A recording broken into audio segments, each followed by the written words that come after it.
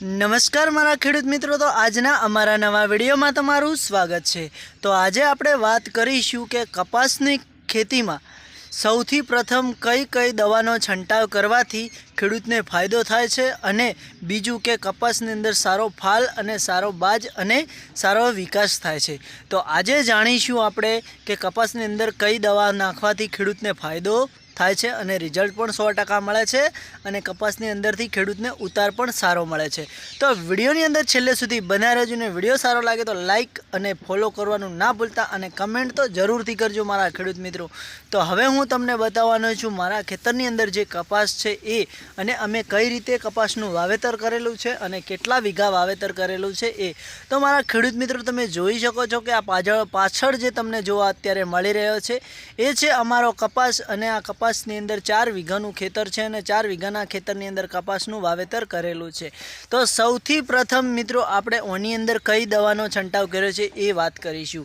તો મિત્રો તમને અત્યારે જોવા મળી રહ્યું હશે કે શું અમારા કપાસની અંદર તમને કઈ તકલીફ કોઈ પણ જાતની બીમારી જોવા મળતી હોય તો તમે કમેન્ટ કરી શકો છો, નહીતર તમે મને કહી શકો છો કે તમે આ વાત ખોટી કરી રહ્યા છો। તો તમે જોઈ શકો છો કે આ છે અમારા કપાસનો છોડ ને એની અંદર નાની નાની તમને કેરીઓ પણ જોવા મળી રહી હશે, એટલે કે એની જે રૂ આવે છે એના કેર્યા જોવા તમને મળી રહ્યા હશે। તો હવે સૌ પ્રથમ જ્યારે આપણે કપાસની અંદર દવા નાખી, જ્યારે આપણો કપાસ 45 દિવસનો થયો ત્યારે આપણે કઈ દવાનો છંટાવ કર્યો છે આપણે આજે એ વાત કરવાની છે।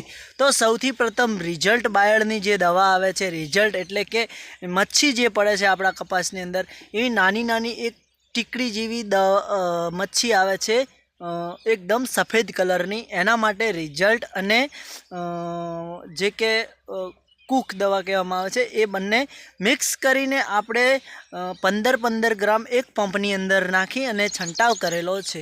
તો મિત્રો એનો વિકાસ અને એનું રિઝલ્ટ તમારી આંખોની સામે નજારો તમને જોવા મળી રહ્યો છે કે આ છે એ દવા નાખવાનું રિઝલ્ટ, તો તમે જોઈ શકો છો। તો હવે વાત કરીશું કે કપાસની ખેતીમાં હવે આપણે કયું ખાતર વાપરવું। તો મિત્રો જે કે અત્યારની આ કપાસની ખેતી તમને જોવા મળી રહી છે એની અંદર આપણે કયું ખાતર સૌ પ્રથમ વાપરવું। તો તમે જુઓ કે આ કપાસનો જે છોડ છે એ હું તમને બતાવું છું, જોઈ શકો છો મારા ખેડૂત મિત્રો। તો શું કપાસની અંદર તમને કેરીઓ જોવા મળી રહી છે અને એનો સારો ફાલ ને સારો વિકાસ જોવા તમને મળી રહ્યો છે, તમારી આંખોની સામે રિઝલ્ટ છે। તો વિડીયો સારો લાગે તો લાઇક શેર અને કમેન્ટ કરવાનું ના ભૂલતા।